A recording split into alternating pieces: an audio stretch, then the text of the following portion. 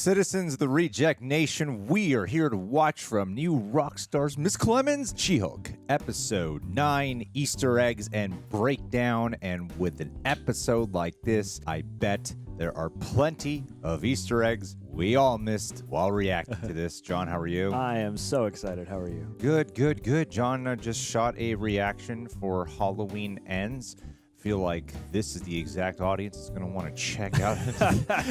Ladies, come check out Halloween Kills. Ends. Oh my God, you're going to botch your reaction. I know. You got the title Halloween wrong. Kills has just got that ring to it. And also, Coy Jandro just had a video go up here on the channel of ranking all the Marvel Disney Plus shows. I think it's a really worthwhile video. Go ahead and check that out. All right, let's get into it. But before we do, leave a like. That's the last thing I got to say. Let's go.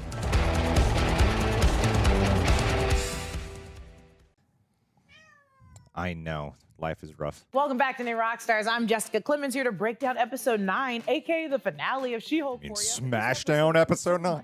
So much happened. So many new crazy appearances. I guess everyone's a dad now in the MCU. There's daddies galore. Jen could change Kevin's creation, which means maybe Deadpool can too now. Like, let's just get into it because I'm still spiraling. I'm immediately going to say that I pray in real life that Kevin Feige actually approved a script and didn't I saw your tweet. Yeah. I was trying to recount my tweet. I totally forgot how I put it. In my fantasy how world. how did I say it? It was perfectly worded. Here it is. There's my tweet.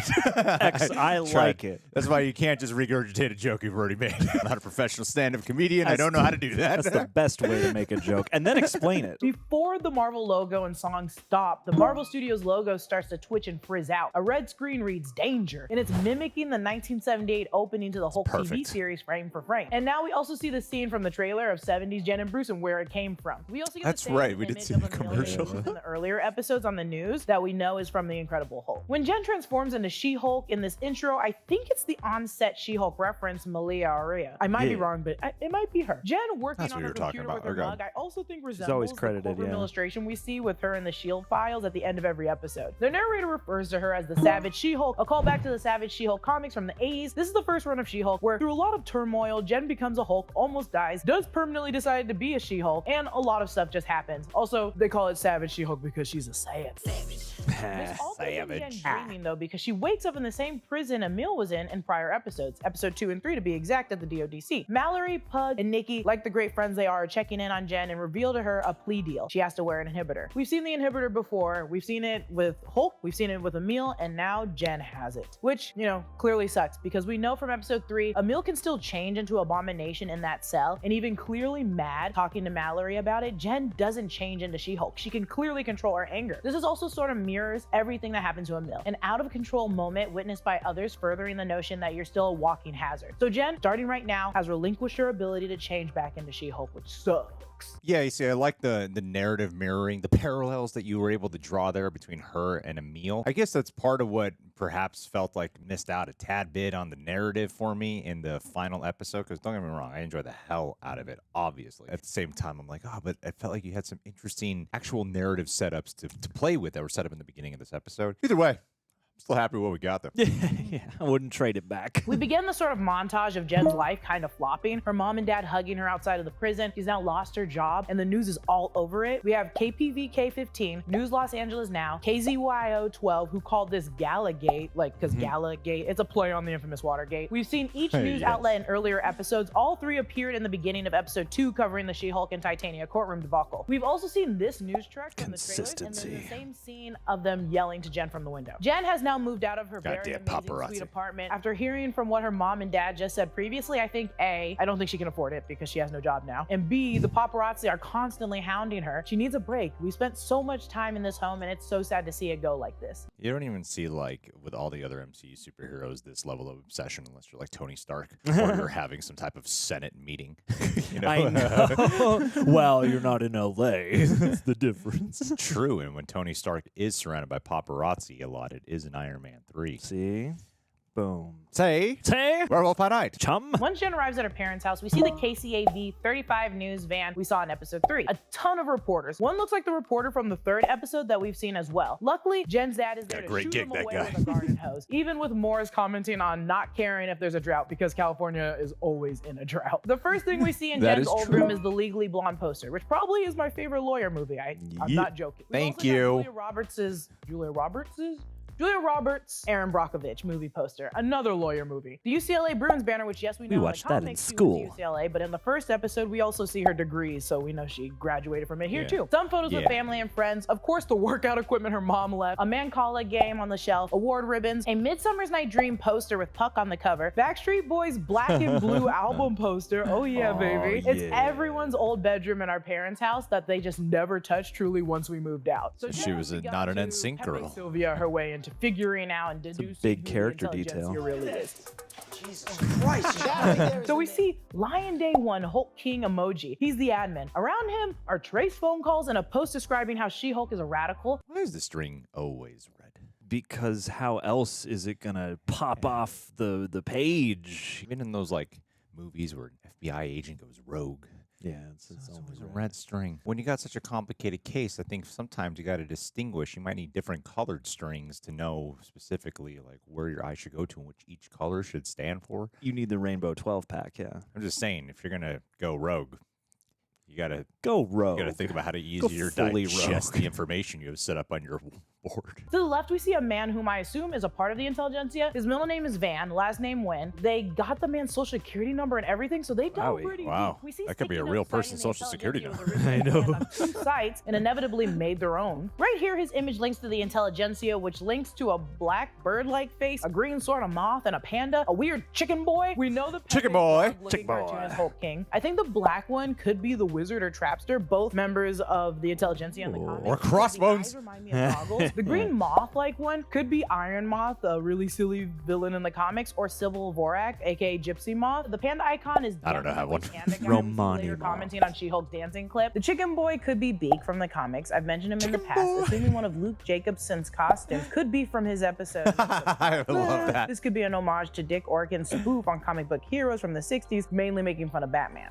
Please. Or they just made shit up. Be Mandrill, who has been problematic in a lot of comics. If you zoom out, there's actually a gorilla or ape at the top, so that could also be Mandrill. Or Gorilla Grodd. Intelligencia is allegedly owned by several shell companies that are operating outside of the U.S. jurisdiction. A shell company is a company or corporation that exists only on paper and has bank accounts funding different assets or just withholding money. We know in season 3, episode 5 of Daredevil, Fisk used shell corporations to purchase the hotel he was staying in and that Julie was working at. Sneaky, sneaky. You remember Dennis Bukowski, right? Who thought he was dating Megan Fox in episode 3? Yeah, the idiot. Now he's on the conversation with Jefferson Coop, who we've also seen in episode 3. Dennis is talking about Jen and their past relationship being in a relationship. He's clearly lying, but not in like a good way either. He just looks stupid. He said, I blame her grandmother. So we know Jen's mom is Elaine, and Elaine's mom is Beatrice Banner, who was married to Robert Stearns, but slept with his brother Samuel Stearns, and then was disavowed by that brother Robert Stearns. It just all went crazy, and Robert ended up killing his brother. So unless he's calling back to that, he knew all that. I think Dennis is just spilling some BS. Jen could be. No, Dennis was setting up an even bigger lore with the Walters Banner family tree right there. That's right. Season 2 is going to bring even more family members in. You're an Easter egg breakdown channel. Don't forget it, Jess. It's your job to theorize. Don't disregard any statement. It is all possibly a setup for the bigger part of the universe. Confirmed. Jen could be talking to herself. She could be breaking the fourth wall here. When she asked if this is what we wanted, I felt like a child watching Dora the Explorer going, no, and violently shaking my head. We get the narrator's like 70s intro coming back, and she acknowledges you can have a narrator only when you're going off the rails, which is sort of true if you remember that scene in Emperor's New Groove. She texts Hulk. Go reference that too. The messages don't go through. Same with her text to Emil because they both don't have service in both places. One's in space and one's on a retreat with no Wi-Fi. Jen goes through her phone and we see some names like Ethan, Rudy, Jordan, Robin. These people are all people that could potentially, when I look them up, work for different parts in Marvel, but I also think they're just a list of random names and people that she's dated in the past. Like Robin says, next time you're in Vancouver, come visit. Ken R says, fun time. Noah says, Darby is the one for you, who we see a clip of in episode 3. This could possibly possibly be Darby Don't Care, who was talking major-ish She-Hulk. We got Grant, who's just Rick-rolling us. Rick, I just want to tell you how I see it. I think we're just getting more kind of Rick-rolls. A lot of these folks are friends and men that she's gone on dates with and talked to briefly, so it's just good to mention it. Nikki uploaded And Barbara Jen dancing Gordon. like a little dummy in college to the Intelligencia website as bait for the annoying baby men who hate her. If this doesn't remind you of everyone attacking AOC when she was dancing in college, you're not catching on, baby. Because this video is, and I quote, an epic find. Nikki immediately gets invited to the Hulk King event happening that night, the same night Jen arrives at Emil's retreat. Yeah, I edited the She-Hulk reaction and I cut out when I You said cut that out? How could you? cut out because I was like, people are going to blow it out of proportion, but we made the full-length watch-along public. They want to get triggered there. Anybody wants the After- sweet AOC references. Yeah, but yeah, it was obviously about that. Oh, To yeah. me, it was 100% that. But if someone said that clip is from Orphan Black. Is that the show she was on? Yeah. I've never seen it, but it could be. I've only seen that clip.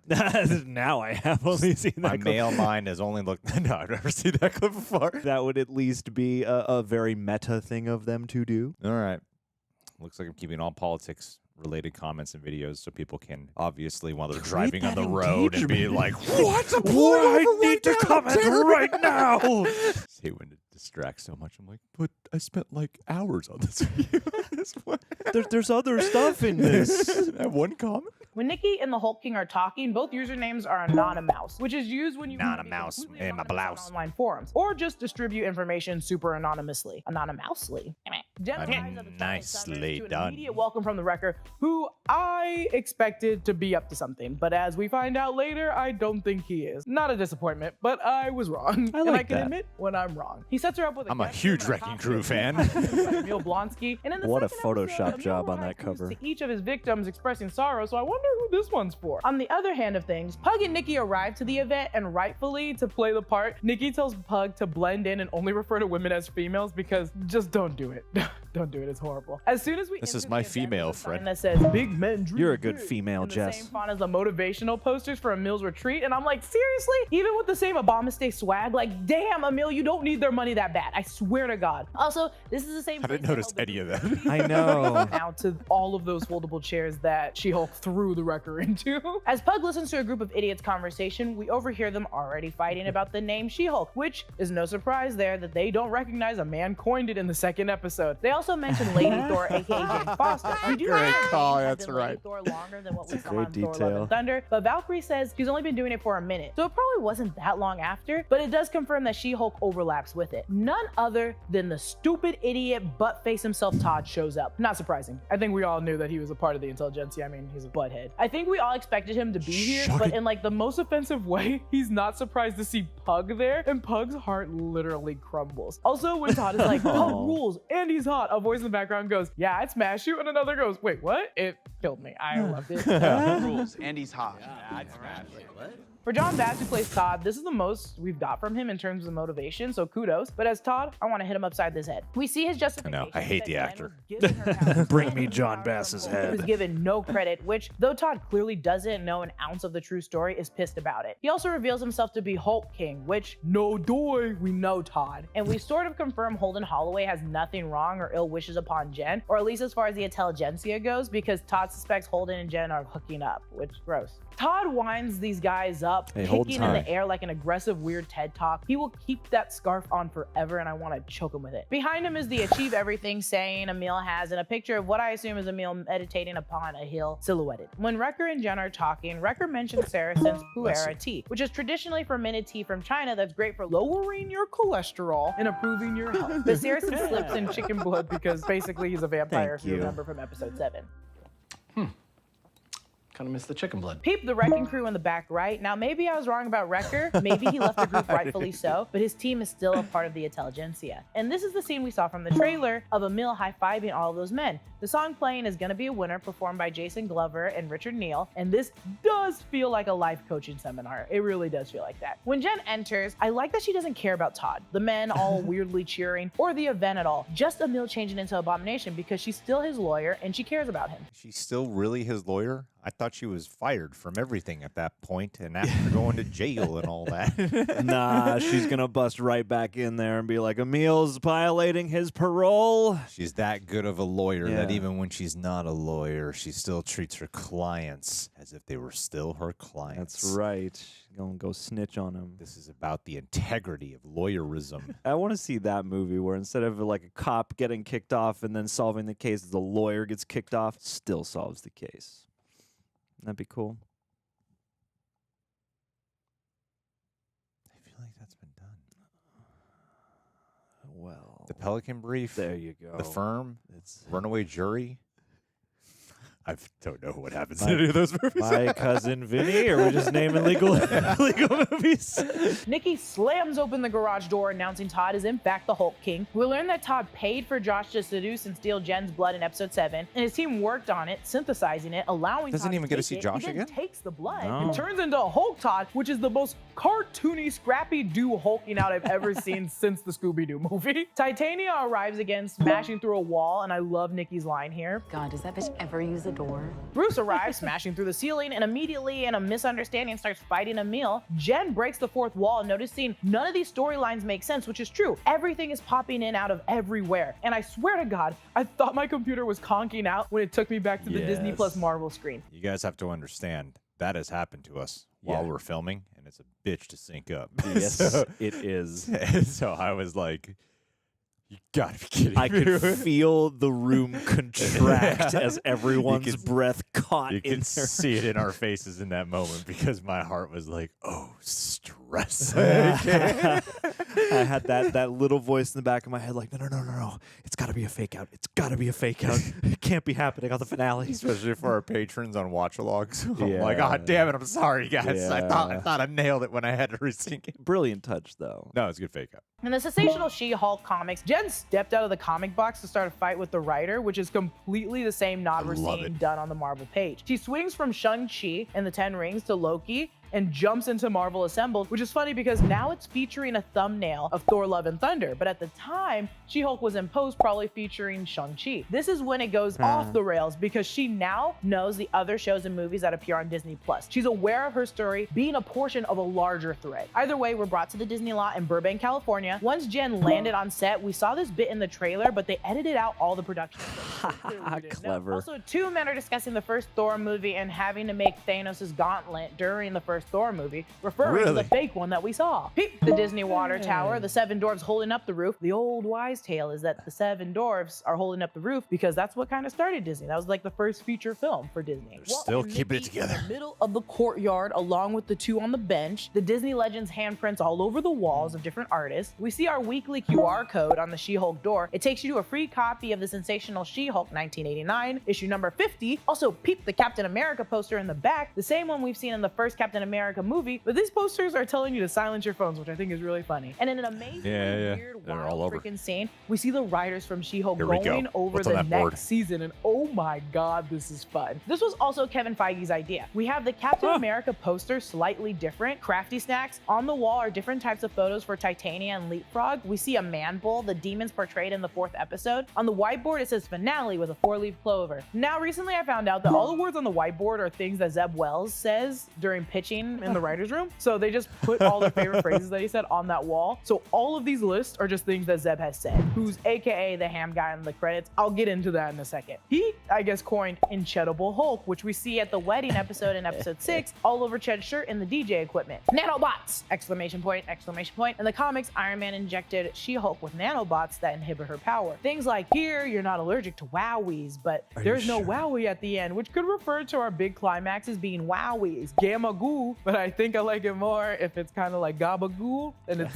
gamma goo. We've got a Gabagool. Hulk poster that says smash and shred. Let's also not derail from the casting because, oh my God, the blonde lady at the top could be Wendy Jacobson, the co-EP on She-Hulk, and the red is Jessica Gao, the creator. Yeah, and that's- head I writer of was- She-Hulk. The man yes, behind yeah, her that's so is brilliant. credited as the ham guy. You can't really see it, but he's carving a ham. Now, this guy is Michael Zeb Wells, a writer and producer for She-Hulk, and he also wrote Amazing Spider-Man run of comics. No He way. actually has written written a lot of comics. He's a great writer. Also, we get a snippet of Cody Ziegler, who is one of the staff writers for the series. The two writers Nice. that are The actual nonstop writer. Okay, talking cool. are actually actors portraying Jessica Gao and Zeb Wells, Eden Lee and Justin Miles, which is very funny to me that they just didn't use the actual writers. Behind I know, Jen, they look so we see alike. the visual designs they picked from nods to different comics. We see the Battle of the Inhumans cover, She-Hulk issue number 26, and her infamous leotard outfits. They refer to Kevin Feige, I assume this is Kevin Feige, as K.E.V.I.N, and I am not going to say the acronym, I'm going to say Kevin because I feel like me and this robot would be close, which we later find out stands for Knowledge Enhanced Visual Interconnectivity Nexus. And we've heard the term Nexus millions of times before in the Marvel Cinematic Universe. See, I heard a while ago that Reddit leaks that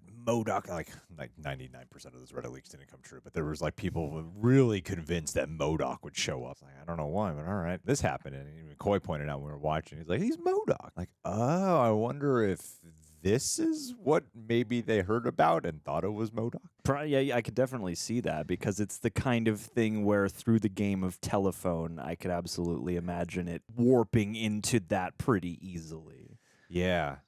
Apparently they're putting Kevin Feige in the show. Do you mean Murdock? Yeah, Murdock. Definitely Murdock. We follow Jen through the Marvel Studios corridor and elevator in this space-like wallpaper. You can see the Marvel Studios sign behind it, but opposite of the elevator is actually the Guardians of the Galaxy. I want to see like an Aaron Sorkin drama of She-Hulk.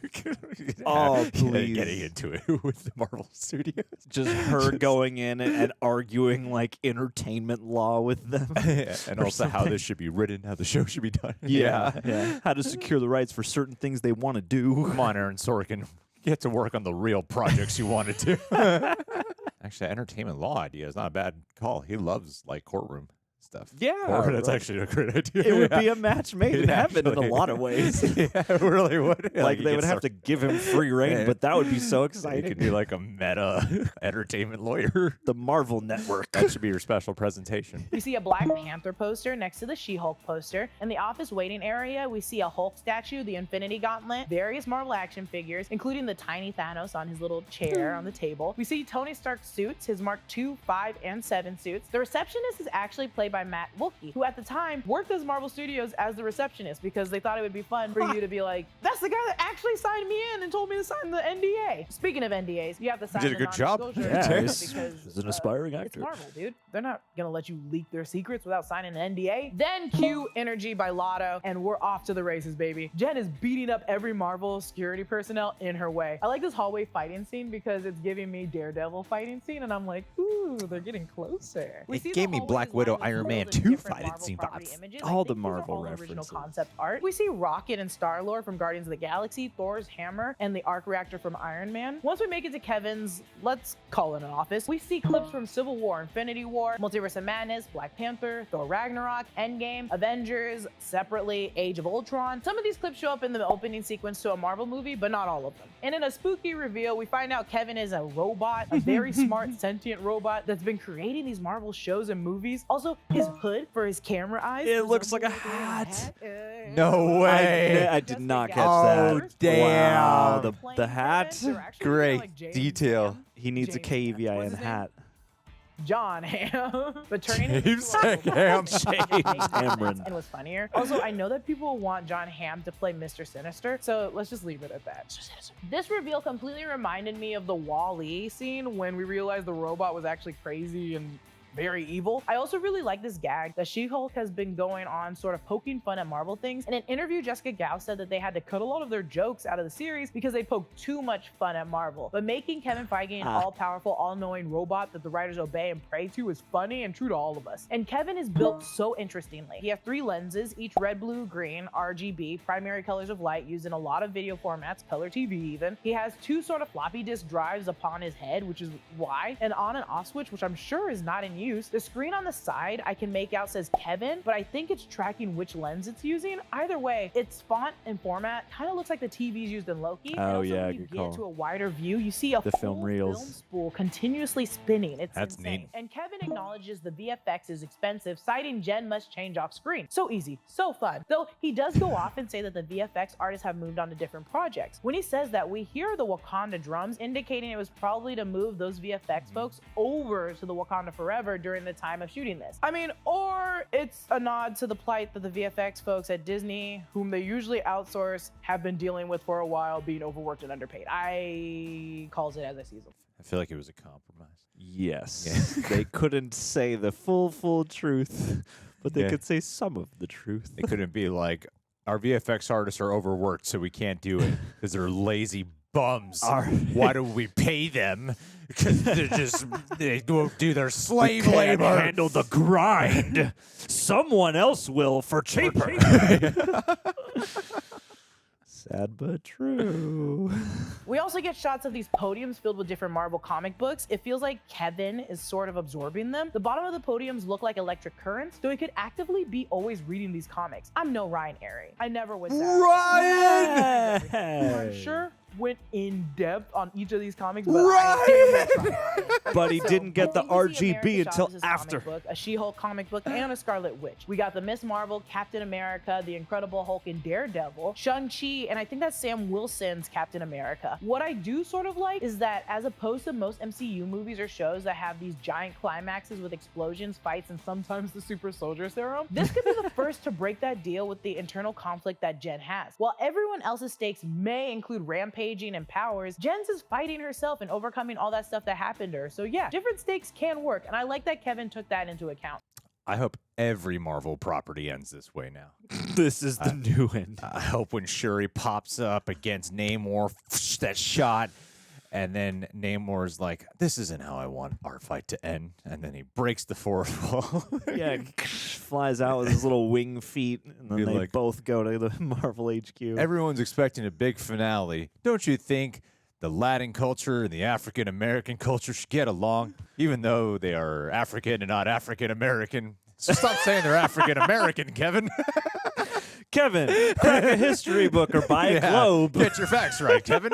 Kevin messed it up, not me. Kevin, you shouldn't be making these decisions. I think you're spread a little thin. So now Todd's Hulk powers are removed. Hulk does not save the day in Jen's show, but Jen does interject and say, save it for the movie, which every Avenger who has a family has now gained like a movie. There's like Thor, I'll argue Wanda, and now Hulk. And I don't think it's necessarily a get a child, get a movie deal, but we need to see our Avengers that haven't died move on as we introduce some newer ones coming in. As Jen is addressing her needs, I love that K.E.V.I.N begins to acknowledge that some can see as a fault on the MCU for being light in that department, referring to sex. Jen immediately sits down, starts listing off What? all her quarrels after that, and I love is a this. She Christian addresses show. all the daddy issues, i.e. Loki, Thor, Tony Stark, Star-Lord, arguably Gamora and Nebula. Oh, Yelena, for sure. Shang-Chi. The list literally does go on. She's team audience, looking out for us, asking when the X-Men are coming. He says he can't answer that right now. I like what she's doing here with the thumbs up and the tongue out like a silly goose. She has some directions on her season 2 show, which is a great way to lean into getting a new season. Once you just address it and say it out loud, maybe you might get it. You know, they need to know. Also, keep in mind, Bruce may smash buildings, but Jen smashes bad endings. And Matt Murdock. That's right. This That's is right. like my Baron Zemo dance. We're back at Emil's retreat and it's daylight outside. All the men that stayed from the Intelligencia meetup event is now arrested. The LA Sheriff Department is there, probably because this is out of LA's city's jurisdiction, so it's not the LAPD, it's the LA Sheriff Department. And the DODC is there for Emil. Titania is, of course, vlogging everything to her Titaniacs, and we still presumably don't know why she's there. Later, Jen's living at home with her parents, introducing Matt to everyone. Are Jen and Matt dating? Soon to be? I don't know, but I love this. Bruce arrives and he I has love a it. son, and this is Skaar.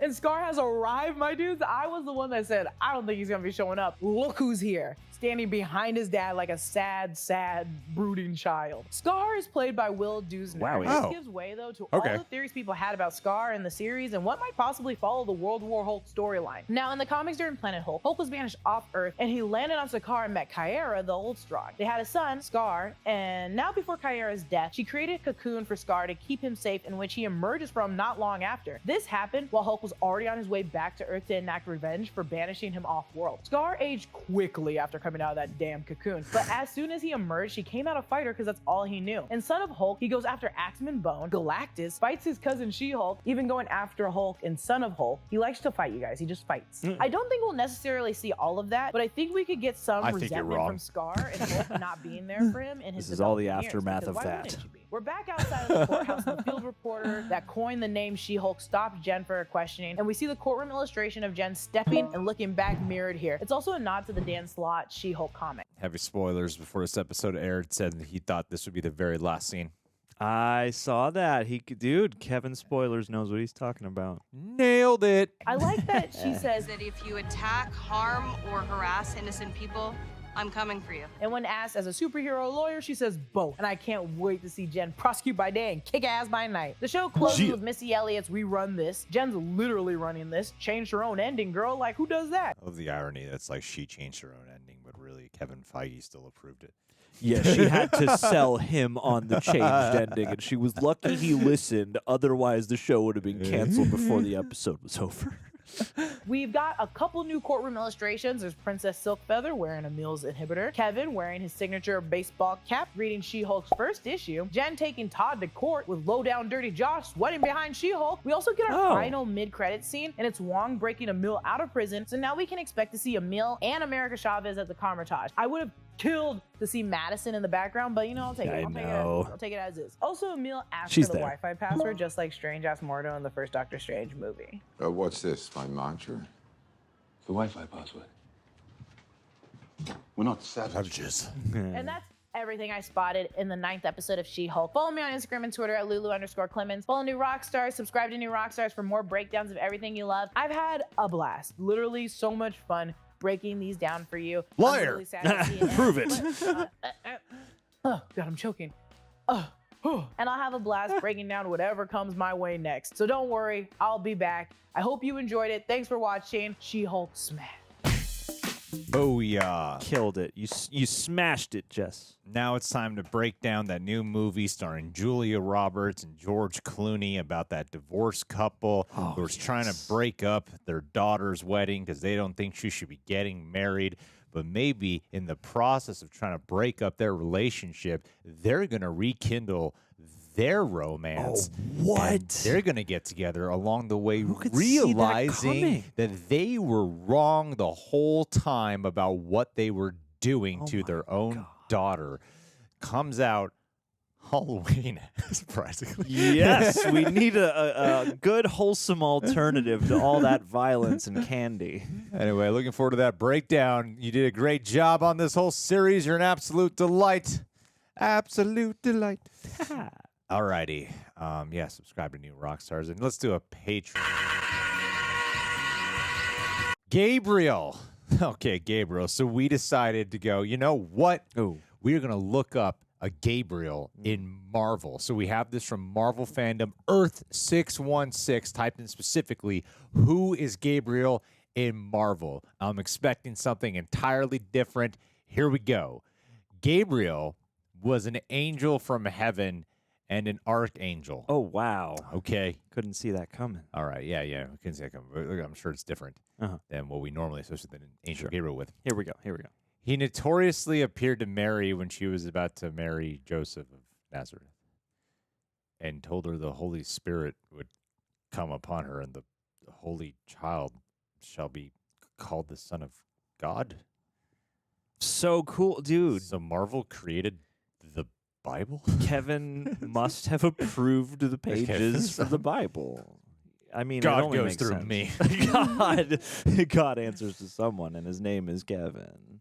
We answer to God, but who does God answer? From God's mouth to Kevin, well, from God's mouth to my ears, but really from Kevin's mouth to God's ears to God's mouth to my ears. I was trying to give you a different meaning than, what normally happens, but okay, here we go. Gabriel, Here we go. you can ignite or disintegrate any object or thing by touch. See, you can kill Thing from the Fantastic Four. Now, that means you have an insane ability, and I hope that you can do this to some other reaction channels that we don't like. Surely. Terminate their channels. Kill him. And then we could laugh gloriously. Melt him. As they go off about it on Twitter. Yeah. Prove your loyalty as a super sexy reject, Gabriel, by igniting and disintegrating any YouTube channel we desire. Yeah, that would be a big old... Could you come bless me, please? Wow, that was a really good fake sneeze, John. I just wanted to capitalize on the whole angelic That was being blessed such good thing. physical acting. Because also what it says here is that he has the ability to purify souls of those affected by demons. And as we all know, sneezing lets in the demons. So I acted that sneeze to illustrate that. All right, that was good. Method. That was good.